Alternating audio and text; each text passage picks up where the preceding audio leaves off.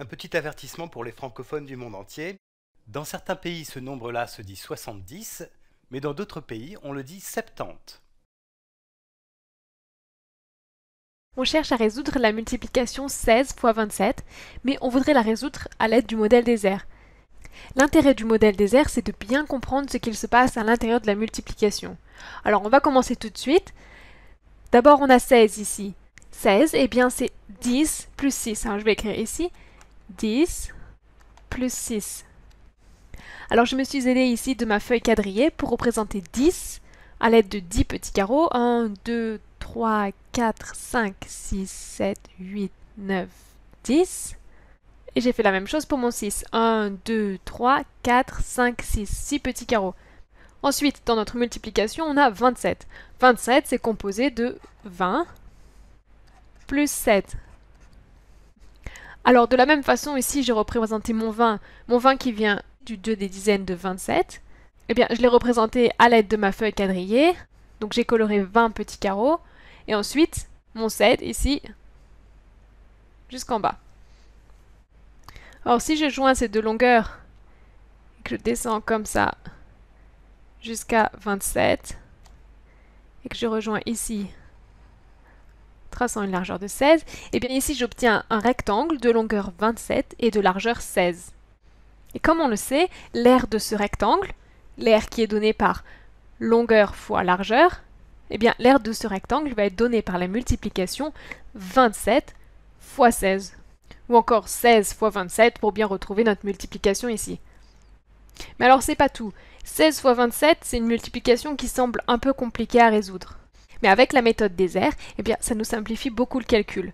Alors ce que la méthode des airs nous propose, c'est de séparer ce grand rectangle en 4 rectangles. Donc d'abord, je sépare en 2 comme ça en traçant une longueur de 27. Et ensuite, je sépare ici. Et je me retrouve donc avec 4 rectangles. Alors maintenant, on va calculer l'aire de chacun de ces rectangles. Et on va voir que pour ça, on va utiliser des calculs simples qu'on peut faire de tête. Alors ce premier rectangle ici est de longueur 20 et de largeur 10. Pour calculer son aire, on fait 20 fois 10. 20 fois 10, c'est assez facile de tête. Soit on fait 2 fois 1 et on rajoute 2 zéros. Soit on fait 2 fois 10 et on rajoute un zéro. Quoi qu'il en soit, ça fait 200.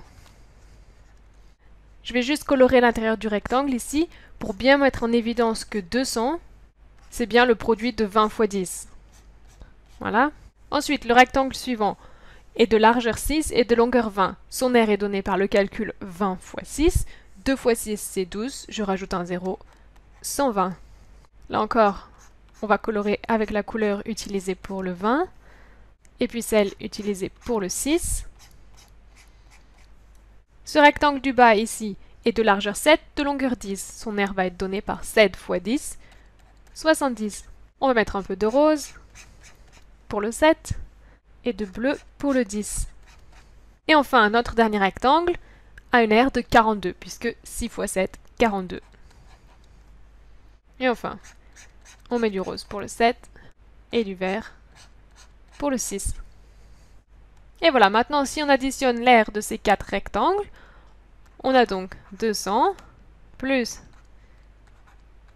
120 plus 70 plus 42. 0 plus 0 plus 0 plus 2, 2. 2 plus 7, ça fait 9. Plus 4, ça fait 13. J'écris 3, je retiens 1. 1 plus 2 plus 1, ça fait 4. 432. Et 432, eh bien c'est l'aire de notre grand rectangle ici, de longueur 27 et de largeur 16. Et c'est aussi le résultat de cette multiplication, 16 fois 27, et on voit bien qu'il nous a fallu des calculs assez simples pour en fait réaliser une multiplication qui au départ semblait un petit peu compliquée. Alors, on peut aussi poser cette multiplication sous une forme qu'on connaît bien. 16 fois 27. Alors, ce qu'on a l'habitude de faire ici, c'est de commencer par s'occuper du 7. 7 fois 6, 42. J'écris 2, je retiens 4. Et bien, en fait, on vient de calculer l'aire de ce rectangle ici, de longueur 7, de largeur 6, 42. Ensuite, on a 7 fois 1. Bon, en réalité, ce qu'on fait, c'est 7 fois 10, puisque le 1 ici est dans la colonne des dizaines. Donc, c'est 10 et non pas 1. 7 fois 10, 70, eh bien ça nous donne l'aire de cet autre rectangle. Donc 7 fois 1, 7, plus 4 ici, ça fait 11, j'écris 11, et 112 ici, c'est la somme de ces deux aires, ici 70 plus 42. Ensuite on passe au 2. Eh bien pour commencer, on met un 0 ici. Alors pourquoi est-ce qu'on met un 0? Eh bien tout simplement parce que le 2 ici, c'est pas un 2, en fait c'est un 20, puisque c'est dans la colonne des dizaines. Et ce serait pas juste de commencer par dire 2 fois 6, ça fait 12, j'écris 2, je retiens 1, puisque en réalité, c'est pas 2 fois 6, mais 20 fois 6. 2 fois 6, 12, j'écris 2, je retiens 1. Et ce qu'on fait ici, en fait, c'est calculer cette aire-ci, 120. Ensuite, 2 fois 1, ça fait 2, plus le 1 ici, ça fait 3, j'écris 3. Or, ce qu'on vient de faire en réalité, c'est 20 fois 10. 20 fois 10, ça fait 200, et c'est comme calculer l'aire du rectangle de longueur 20 et de largeur 10. Et ensuite, quand on a ajouté le 1 ici, en fait, on a ajouté une centaine. La centaine qu'on avait en retenue de 20 fois 6. Et donc, trouver 320 ici, c'est comme additionner l'aire de ces deux rectangles. Pour terminer, on additionne. 2 plus 0, ça fait 2. 1 plus 2, 3. 1 plus 3, 4. Alors la dernière étape de notre multiplication ici, eh bien en fait ça revient à additionner ces deux groupes d'aires et on retombe bien sur 432.